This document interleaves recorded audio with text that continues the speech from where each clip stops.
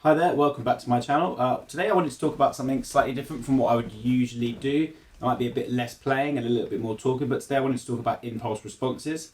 Personally, I believe that probably the most important part of the tone in the chain is probably the speaker and the cabinet choice that you choose. What I've done is I've got an IR pack with 9 different cabinets and speaker choices within them. I'm going to cycle through them just to show you the difference in tone that you can get just from using a different IR.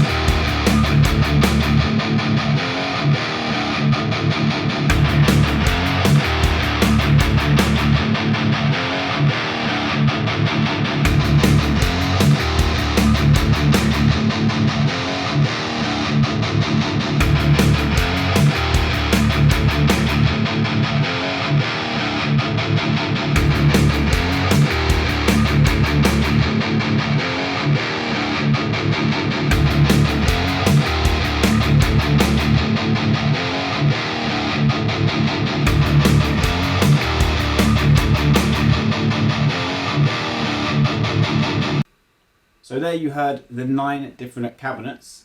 Now the pack that I used was the ML Soundlabs Halloween pack that came out recently. It's no longer available, but that's not really the point of the video.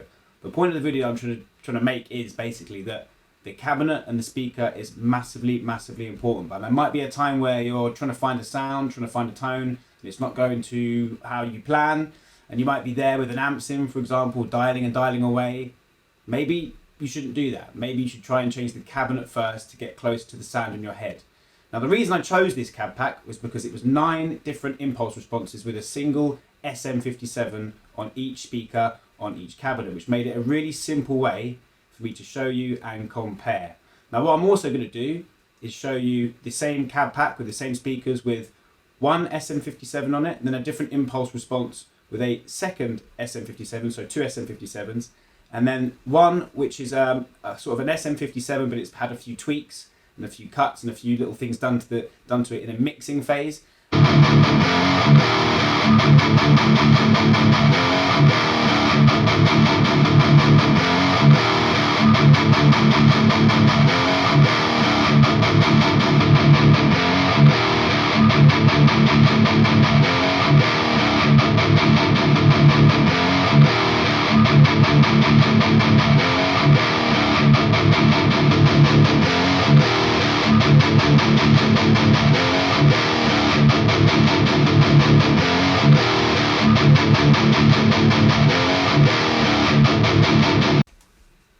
So what I've hopefully shown you there, that it's not only the speaker and the cabinet, but it's also the microphone placement and how many microphones you might use to create the IR, which also affects the tone.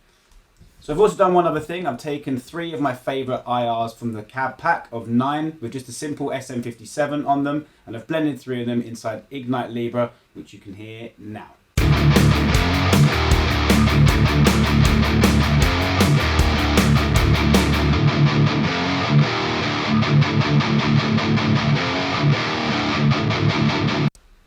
So as I said, it was a bit of a different video today, not much actual playing in front of the camera for you, but hopefully this might be a slightly valuable lesson in how to maybe blend your IRs, how to pick one from sort of a bunch that you use.